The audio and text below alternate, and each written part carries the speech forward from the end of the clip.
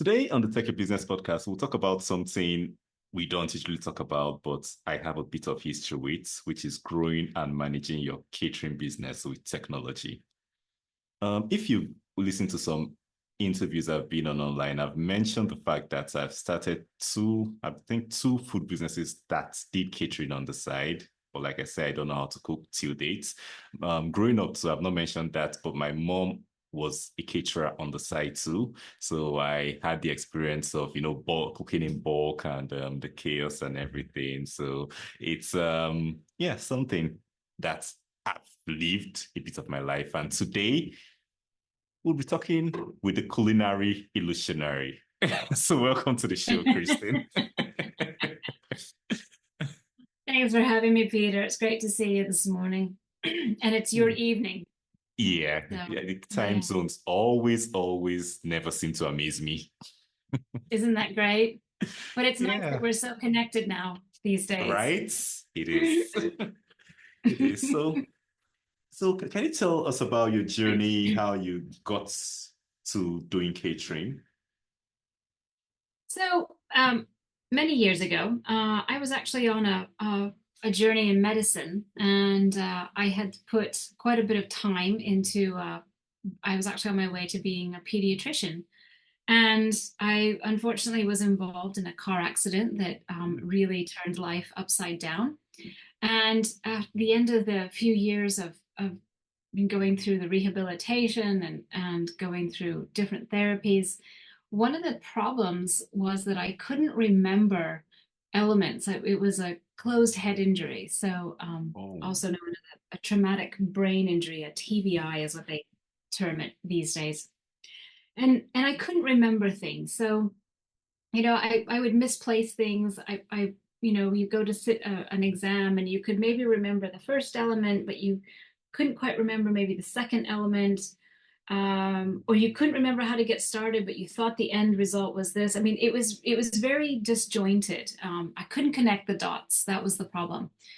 So, fumbling and trying to refigure out what my life was going to look like, because when you're at your end of your 20s and you think you've got it all figured out, I decided, I started to kind of say, okay, well, look, I kind of like dabbling around in the kitchen.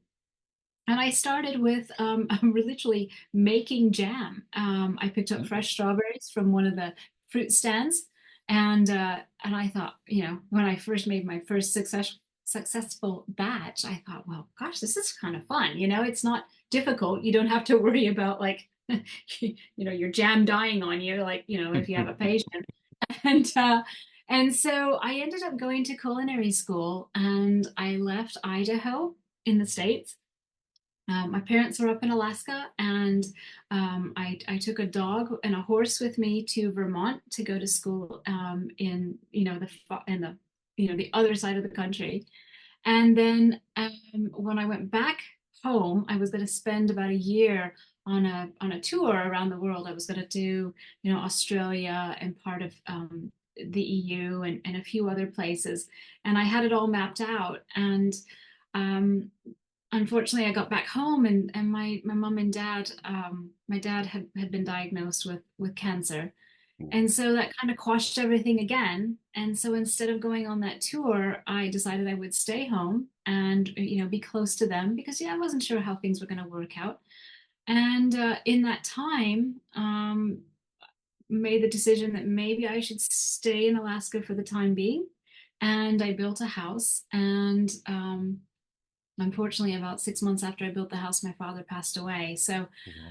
but by then I had started a company. I was working for a restaurant in Anchorage, and they had the contract with the Museum of Anchorage, and I would do some catering. So I thought that really the catering was fantastic, because you could work for a couple of days, put on this big lovely show, and then go have a few days off. And compared to the restaurant where you had to be there every single day, the catering just really suited me very, very well. So yeah, that's how that got started. So yeah, I it was a roundabout way. It was not my lifelong dream. But when I got started in it and realized just how much more fun it was, because if you're in medicine, you have to worry about people dying, right? So, um, and as I like to say, well, it's all knives. It's just very different outcomes, right? So, True. True. I think so that's an interesting yes. story.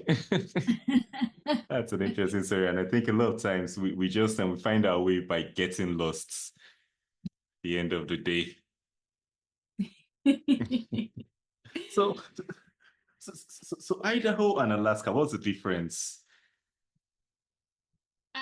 So Idaho was obviously for medical school, and then because my mom and dad were still here, up in Alaska, I decided that that was and of course, culinary school in Vermont. And the reason I chose Vermont was because I took a horse with me. So I thought that if I was in Vermont, there was more country in Vermont than there was New Yeah. York, at least at the time. But in retrospect, maybe I should have gone to Sullivan in Kentucky. Of course, I don't know. All those horses in Kentucky, I might not have. Maybe I would have been something else by now. But yeah, so it just worked out that, and my father had work up here for many years, so that's why that was the connection to Alaska. So that's why I came back, Hmm. and in that time I had built the house, and since then, I mean that was nearly 25 years ago. I since built out.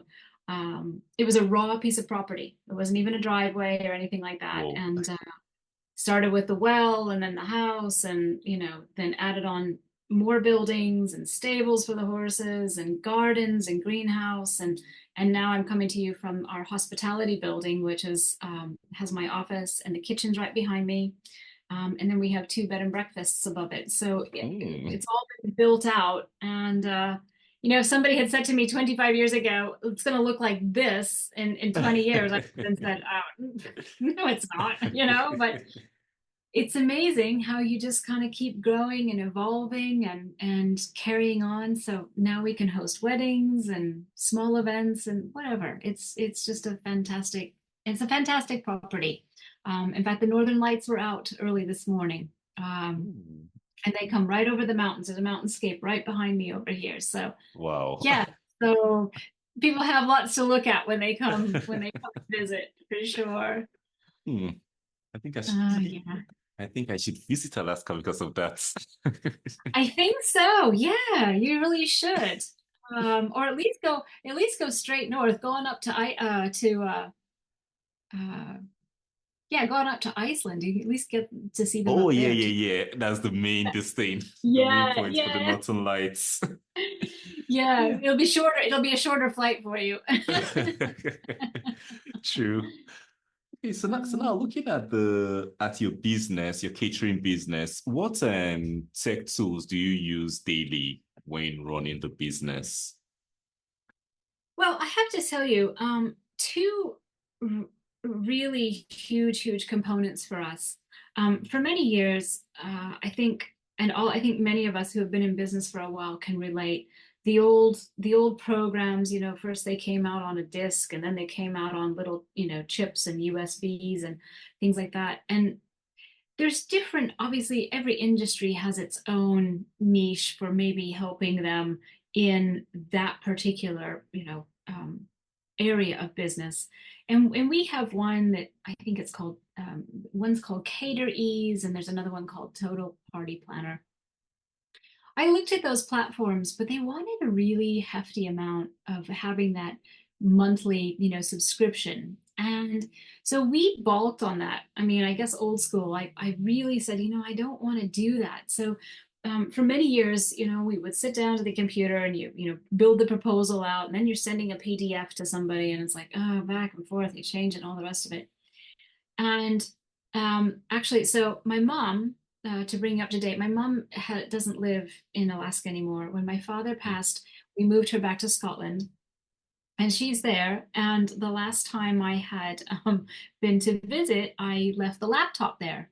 So that was a big problem because the whole business was on the Was laptop. in the And I laptop. said, oh, I got to do something different. So So on my way back, I really started to search out some different platforms, and there's one that we have been able to make our own, and it allows us now. So instead of doing this old, this old-fashioned like a gazillion hours building out proposals and whatnot in the back and forth, now you can we've built our platform out so that we can actually build our proposals for our clients literally right online. Hmm. And so we start with, if they say, okay, just spoke to a bride this morning, she's getting married at the Blue Lantern Lodge next summer. We can actually go in, snag that picture, put that picture of the lodge right as she sees it first thing, and then scroll down and we can put in different food components. So she's asked for some various different appetizers and things this morning, and so what we'll do is we'll take the charcuterie board or the Spanish tapas or the fruit and the vegetable trays, and we'll actually take those pictures and we will put them into the proposal. So now, as when she gets the proposal, she can actually see, not only can she change her numbers, toggle them up or down. So she thinks she's got about 80 guests coming, but she could have up to 150. She's not sure yet. Um, and so she can toggle her own numbers. She can play with that pricing. She'll see it firsthand, real time, right there. Beforehand, we would have to say, okay, well, you had 80 to start with, and now you're going up to 110. So we would have to change it. Yeah. Now the client has all the power, and they can pick and choose what they want and how much of it. And it really has worked out superbly well, because not only do they feel like they've got the power, and they do, the control, but then they can see those pictures firsthand and they go, oh, well, if I'm ordering this and it looks like this, now that vision isn't just something abstract that they've seen on the website, or a Facebook page, or some social media page.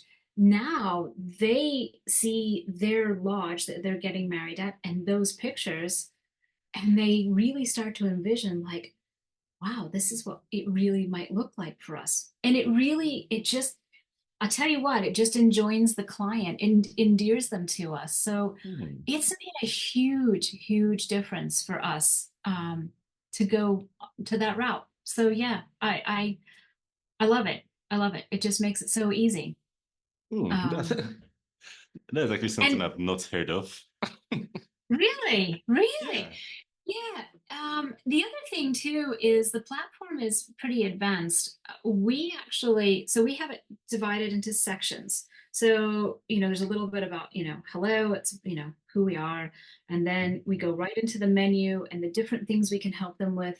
And then there's the booking aspect. And it's so technically advanced now too. At the bottom, not only can they just sign it, their contract, but it will actually take them to a payment link so that we can take Hmm. their 50% non-refundable booking fee, right? Because it's not a deposit, it's a booking fee. Yeah. Um, yeah, so and before and that's the other thing. Now, before they sign that, we actually get an email that'll say, okay, they've opened their proposal. Okay, they spent this amount of time reading this section and looking at the menu and reading the booking area. Hmm. I mean, it lists it all out and how long they spent on each section.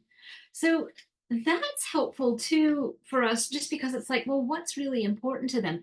It's always the pricing and it's always the menu, but some of them do actually go, okay, let me know a little bit more about this company, and let me know a little bit more about what else they can offer us.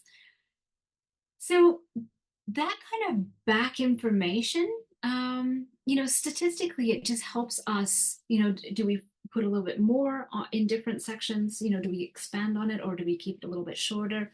Um, and some people scroll right through. I mean, the wedding clientele may study that proposal a little bit longer than the corporate clientele. The Yeah. corporate clientele just, they have a budget. They just write the check. So, but and I affectionately call that, there's it's the emotional money if you're doing the wedding clients, but that's Mhm. just corporate money for the corporation. So Yeah. corporate money's a little easier. It is. So So that's for proposals. Is that something that you subscribe to or something that was built for you?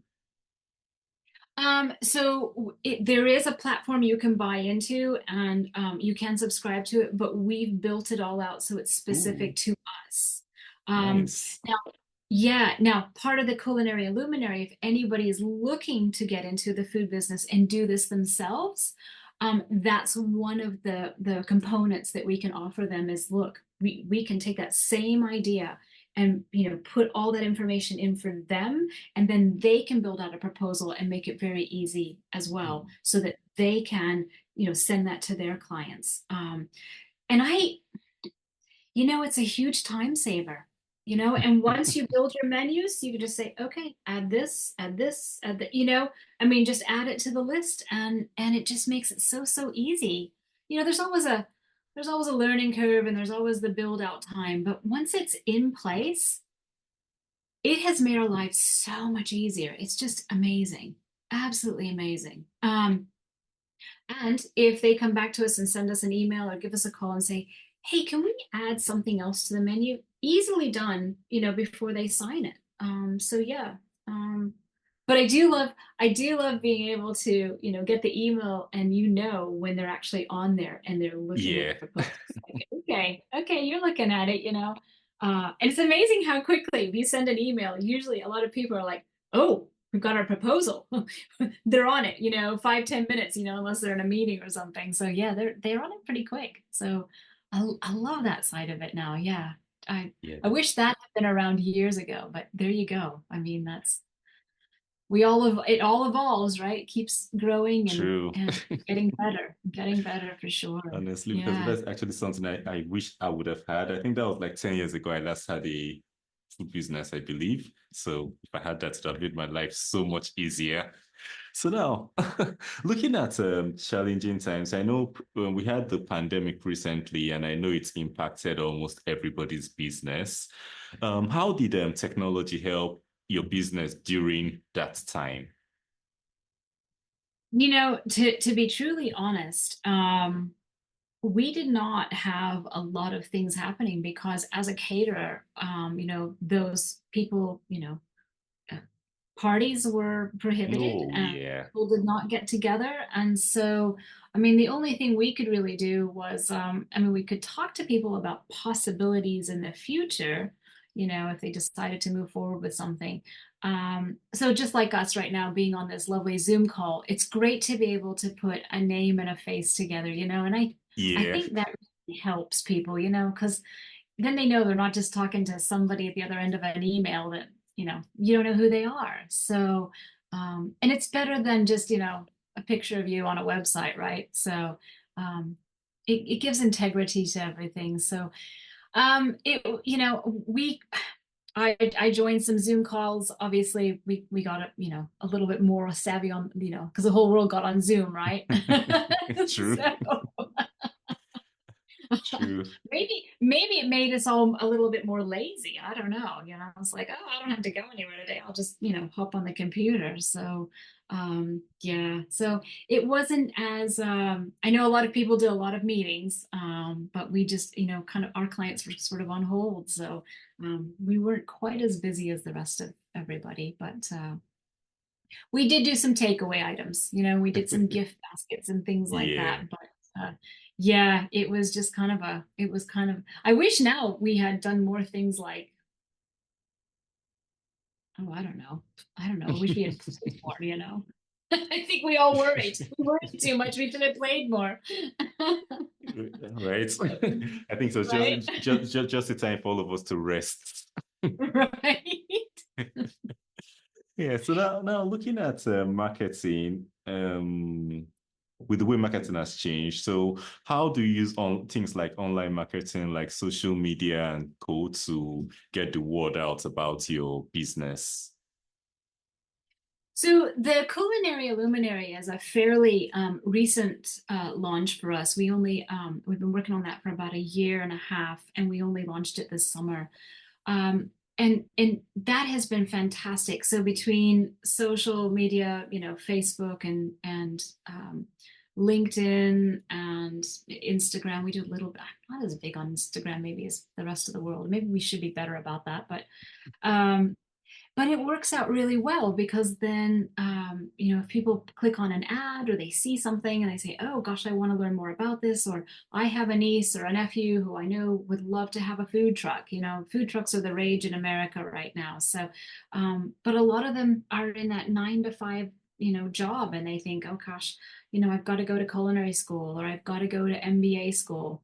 Um, just think 20 years ago, we wouldn't have, if we had had the technology today, then, I think the culinary schools might have closed up sooner because, everybody can get their information online. Not True. always quality information, but I mean, they can get it. So, but it's really helped us to expand that option and make life easier for people. So we've got some students who have said, gosh, you know what, this has been the perfect thing for me because now I can, with the help of us, the culinary luminary, I've got a mentor, I've got somebody, I've got a coach who can say, okay, well, I'm going through this part and this section and I'm trying to get, this licensing or I need this insurance. And if they're stuck, they can hop on they can send us a message. We can just send back a quick video and say, okay, you need to go here. We can send them links. It makes it so much easier. And they don't need to spend, and half of the things that you learn in business school or culinary school are not what you need in real day-to-day life anyway. I mean, they're not teaching you how to run a food truck and operate it. You need someone with real world experience. So that's been yeah, super helpful, just being able to come right back to people and help direct them accordingly. So because there's no point in reinventing the wheel, right? I mean, the True. wheel is there, you just follow it. So yeah, absolutely. So yeah, it's been brilliant, absolutely Mm. brilliant.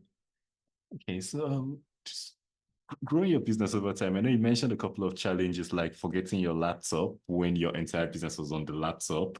You mentioned having to choose between different kinds of software. But what other challenges can you remember that you had to face over the course of this journey, especially with technology? So I'll tell you, I think the biggest one, and this just really sticks out to me so prominently, um, when you first get going, and again, we're so much more advanced, but what I used to do, because we were smaller way back in the beginning, would sit down once or twice a month, at the end of the month, a day or two, and start going through all the numbers and doing all the banking and all the reconciling and all, and we still, you and I still remember when there were ledgers, right? There were Debit ledgers. credits. Thank God we're past that.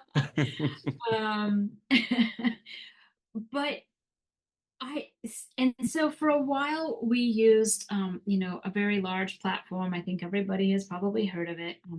Begins with a Q, Mm. and books.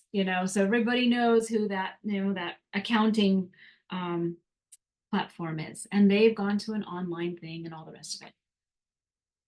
We tried it for a little while. I didn't love it because it seemed like we were still having to do a lot of work. So take the ledger off the desk, and you're putting it into a computer. So this is the other one that has just been a huge game changer for us. We have found another platform that we can log into, and so we link the bank accounts. And I was a little nervous at first because it's like but everything is encrypted, and it's double and triple encrypted. Yeah. You can't access this without having really knowing some really pertinent information. um and then people would have to know, I mean, let's face it, they would have to know who to go to find and try to guess passwords on, so anyway. But we have this platform now. This has been fantastic. So back in the day, I mean, if there were, 50 charges on the credit card, right? Because Mhm. that's one thing I've always done from the very get-go is we put everything on one credit card. so that if we ever had to find something or we needed to go back and look for a vendor and be like, well, when did that person get paid for this? Or, Yeah. when did we buy that? It's all in one place. But having this platform allows us to connect all of those things. So again, there's a little bit of a, a learning curve, obviously learning the platform. But once you get everything in, and I would say 6 months, so you go in and you've got a new vendor, and you categorize that vendor. So, whether it's janitorial or it's food supplies or, building supplies or maintenance or whatever it is. But once you have all of those in, this thing automatically once a month will go in, download all of the charges, correlate, connect, and all you have to do is pull it up and just make sure that the reconcile looks Mhm. great. So I have gone from probably 30 hours because I would spend a good couple of, I said 2 days, but I spend more than that. And because I would account for every single, charge. This thing is automatically popping it in this platform and doing it for us. Wow. We don't even, I mean, so I've got, this has made me lazy. we a little bit lazy, but, and now we have an accountant and she just has her own password. She logs in, she can go in, she can grab things for quarterly taxes. She can, check things and make sure that everything's there. It's really, really been helpful. There's no more taking actual physical files and paperwork over to her or emailing stuff. She literally logs in, pulls reports, and it's just done. And so Mhm. again, it has made life so easy for us. Again, if I had had these two platforms years ago when I opened the business, oh, I would have had so much more freedom. So now it's like, again, don't reinvent the wheel, learn how to do it and find out what it is so that we can, just help you, some more time playing, more time with family, friends, when you're not working. And let's face it, if you have a food truck, I don't think it's work anyway, because that's fun. So, but yeah, so having those two things have just been complete game changers for us. I just love it. Yeah, it's been Hmm. brilliant. So if ever there was a time to, open a food business and do it, it's so much easier now than it was, even 5, 10 years ago. I mean, it's just amazing. Wow. I can see the big difference tech has made for you.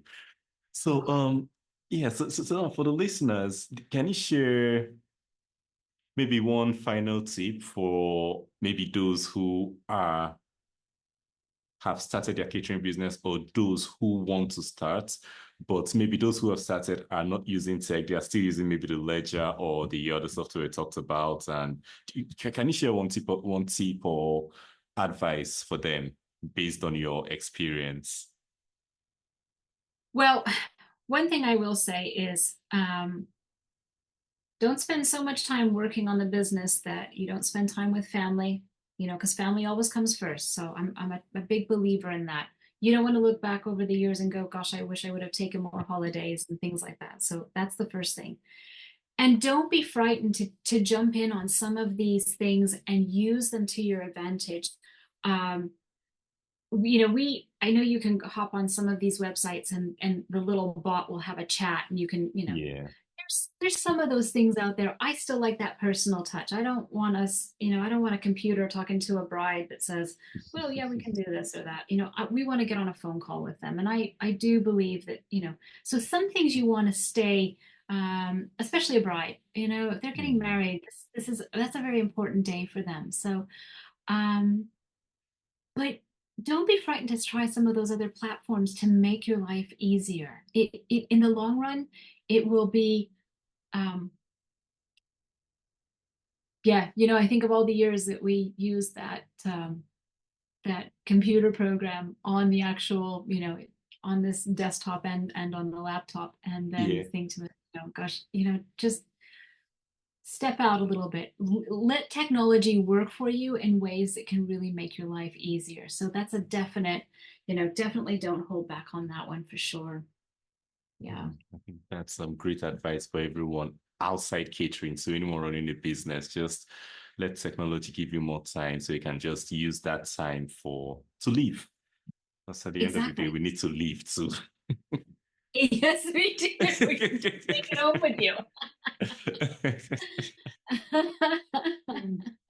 Okay, And you know so something, and Peter, and on that note, even if it's not catering or food, find the platform that will handle your finance side, mm, especially if you're a small business, because small business, um, the thing that you learn at the local university or the local college, and the things that they teach you at one of the Ivy Leagues is that you're gonna be proficient and excel in one of three things, and it's either going to be the product or the service, it's going to be the marketing, or it's going to be the accounting or the numbers. So you might be really good at one of those things, and you might be okay at a second one, but hire for those other two that you mm, need the help with, because again, if you're trying to do too many things at once, you're just going to bog yourself down.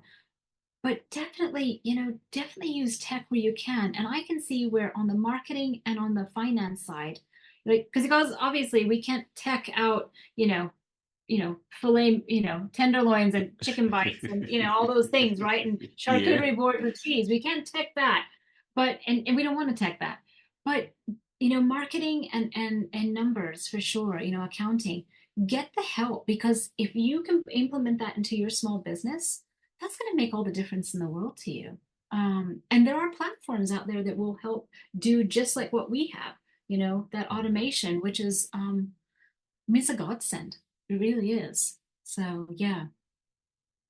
Okay, so for listeners who have listened who are interested in learning more about the culinary illuminary and what you do, or they want to connect with you, what's the best way they can reach you?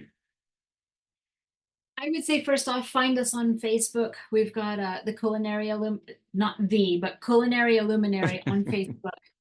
Hop on there, keep a watch of what's happening, and see when some of the next classes are starting, or go see what we're doing over there. And you can also, IT is a little behind at the moment, but culinaryilluminary.com is also available if they want to hop onto the website too. So yeah, either one of those platforms are probably the best at the moment. So Okay, so Facebook, Culinary Luminary, and the website. So both of them will be on the screen. Both of them will be in the show notes once this goes live, so listeners can come over. perfect, perfect. Sounds fantastic. Yeah, so thank you so much for coming on the Tech Your Business podcast today. Thanks for having me. It was lovely, and I'm glad we sorted out the tech issue at the start. we It we love happens this once in a tech while. until yeah, until it doesn't work, right? Okay, so for the listeners, did you get any value from this episode? We actually wanted to talk about growing and managing your catering business, but the tips that we shared today apply to every small business. So you should listen to this. And if you know anyone with any business who is struggling with accounting, struggling with proposals or anything else, share this episode with them so they can learn that tech can make their lives easier. And if you want to be the first person to know when we share new episodes like this to help your business, don't forget to follow, like, and subscribe wherever you see us or hear us on. So till next week, keep taking your business. Bye for now. Thanks.